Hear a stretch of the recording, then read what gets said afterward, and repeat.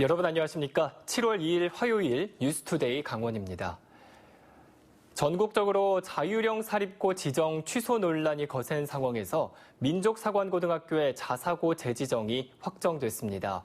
이 자사고 지위를 유지할 수는 있게 됐지만 학교 측은 평가 지표가 정치적 이념에 따라 변경될 수 있다며 우려를 나타냈습니다. 허주희 기자가 보도합니다. 강원도 내 유일한 자사고인 민족사관고등학교의 자사고 지정이 5년 연장됐습니다. 강원도 교육청은 민족사관고에 대한 평가 결과 79.77점으로 기준 점수 70점을 넘었다고 밝혔습니다. 이번 결과는 정치 이념적 입장과 관계없이 객관적인 평가 지표에 의해 엄정하게 진행되었음을 말씀드립니다. 2014년 재지정 평가 당시 민족사관고는 90.23이라는 높은 점수를 받았습니다. 강원도 교육청은 6개 영역 30개 지표 가운데 교육과정 운영 항목에서 좋은 점수를 받았지만 교육청 재량평가에서 감사 지적 사항들이 주된 감점 요인으로 작용했다고 설명했습니다. 자사고 재지정 평가는 통과했지만 5년 전보다 점수가 10점이나 내려갔습니다. 이 때문에 세부 평가 항목을 놓고 논란이 일고 있습니다.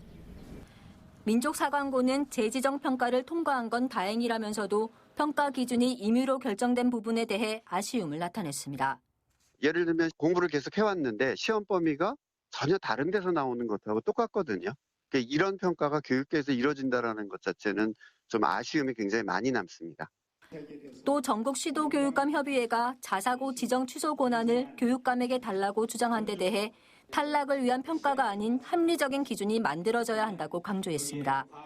자사고 재지정 평가가 5년마다 이루어지는 상황에서 평가 기준을 놓고 의견이 팽팽하게 엇갈리고 있습니다. MBC 뉴스 허주입니다. 올해부터 도내 모든 해수욕장에서는 담배를 피울 수 없게 됩니다. 또 마을 해수욕장에서 공공연하게 이뤄졌던 불법 전대 행위가 적발되면 과태료를 물게 되는데요. 올해부터 달라지는 해수욕장의 관련 정책들을 이용 기자가 정리했습니다. 늦은 밤 강릉 경포 해수욕장.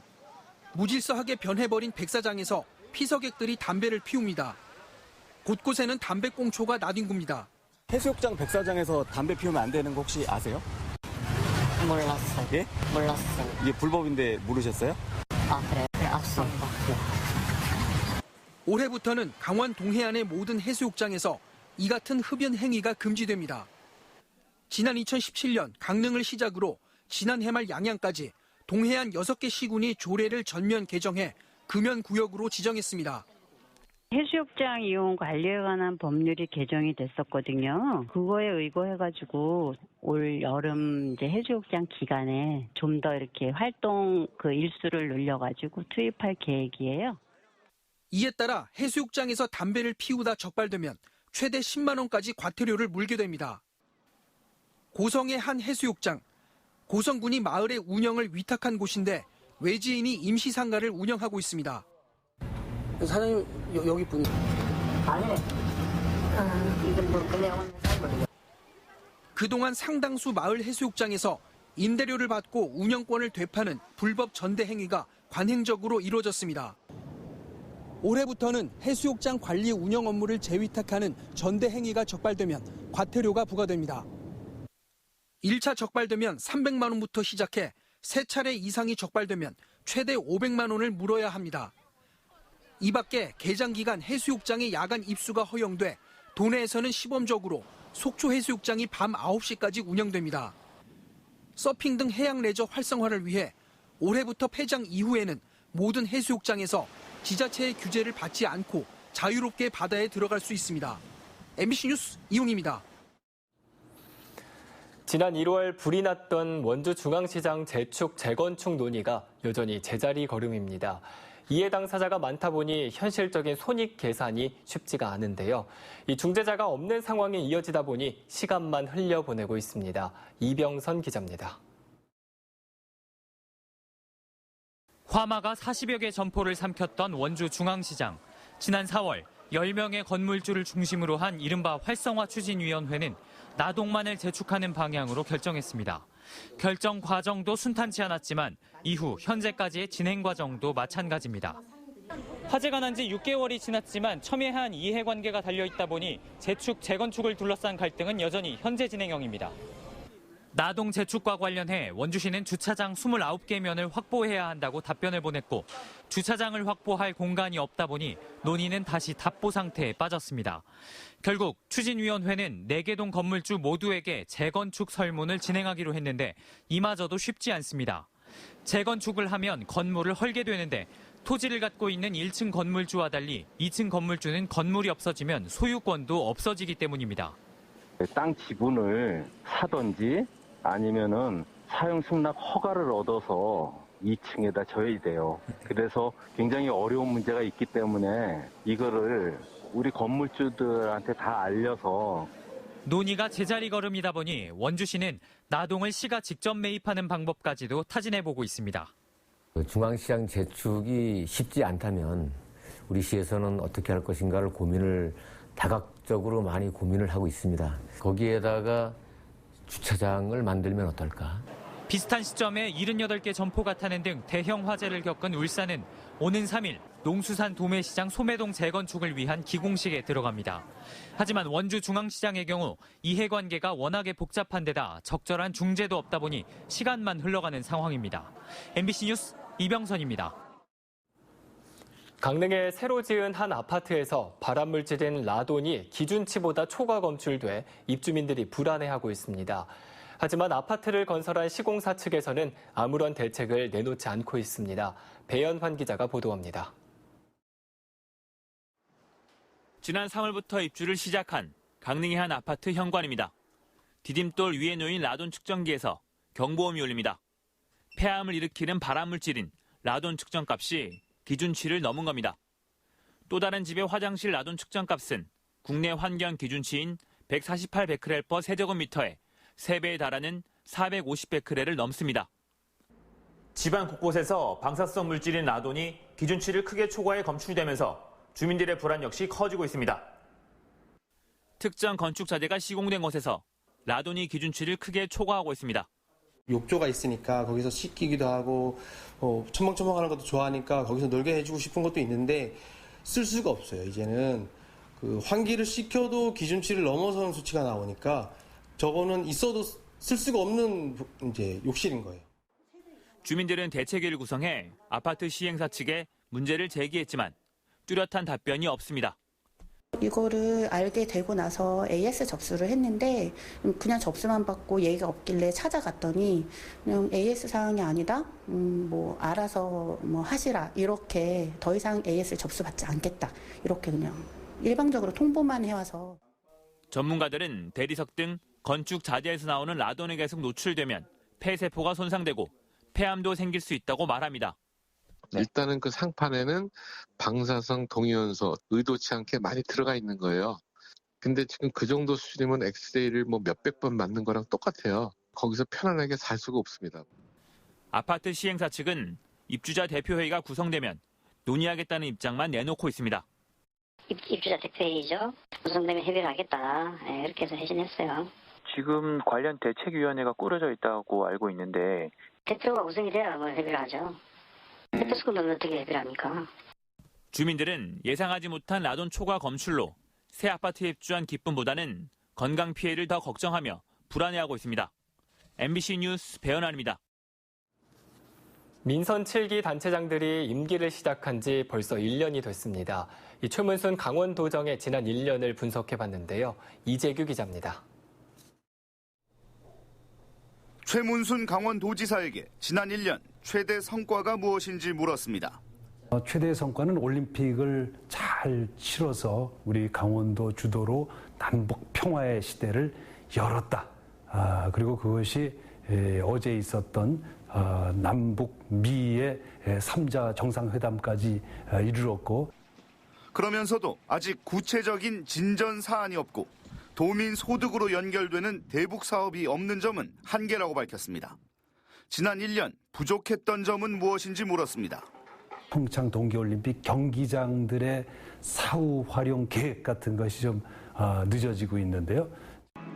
지금까지 최 지사 도정을 관통하는 핵심 단어는 결국 동계올림픽과 남북관계 두 가지로 정리됐습니다. 하지만 남은 임기 추진 과제에서는 새로운 키워드가 등장했습니다. 전기 자동차와 수소 산업, 빅데이터 산업이 그것입니다. 최 지사는 4차 산업혁명에 뒤처지지 않기 위해 지역 거점을 마련해 이 사업을 추진하겠다고 말했습니다. 하지만 외부 평가는 쓴소리가 많습니다. 사회단체는 강원도가 역점적으로 추진했던 육아 기본수당은 줄었고 세계 불꽃 대회와 동계 아시안 게임은 사업 자체가 무산됐다고 비판했습니다. 선언적 목표만 있을 뿐 성과가 없다는 점도 꼬집었습니다. 평가할 만한 내용이 없다는 게 가장 커다란 문제인 것 같습니다. 사업의 대다수가 아이디어 수준에서 추진하거나 면밀한 계획 없이 추진하다 보니까 도지사 5대 공약 대다수가 좌초되는 이런 어려움을 겪고 있습니다. 최 지사는 레고랜드 사업의 경우 멀린사가 시공사를 선정해 본사 승인을 받는 중이라며 올 하반기에는 본격적인 공사가 진행될 것이라고 밝혔습니다. 하지만 착공식만 벌써 3번째 제자리 걸음하고 있는 레고랜드 사업.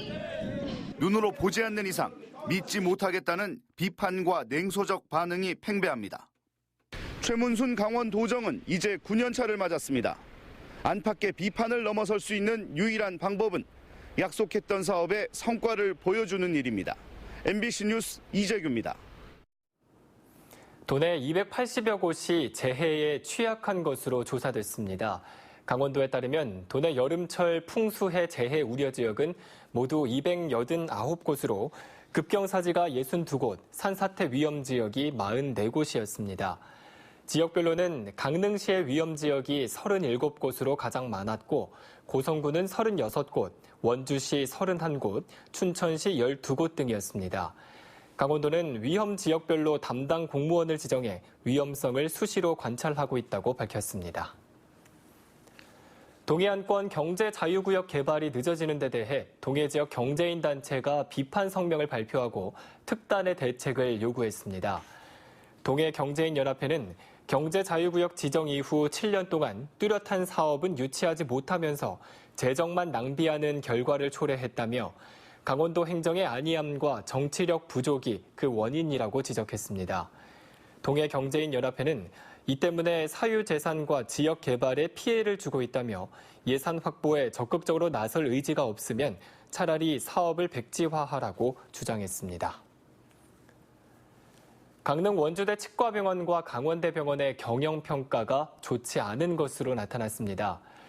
교육부의 2018년도 기타 공공기관 경영평가 결과 강릉 원주대 치과병원과 강원대병원은 6개 등급 가운데 4번째인 보통 등급을 받았고 보통 미만 평가를 받은 병원은 없어 사실상 가장 나쁜 성적을 받았습니다. 강릉 원주대 치과병원은 지난해 미흡 등급에서 한 단계 상승했고 강원대병원은 양호 등급에서 한 단계 하락했습니다. 도내 미분양 주택 상황이 개선되지 않으면서 미분양 관리 지역 지정도 지속되고 있습니다.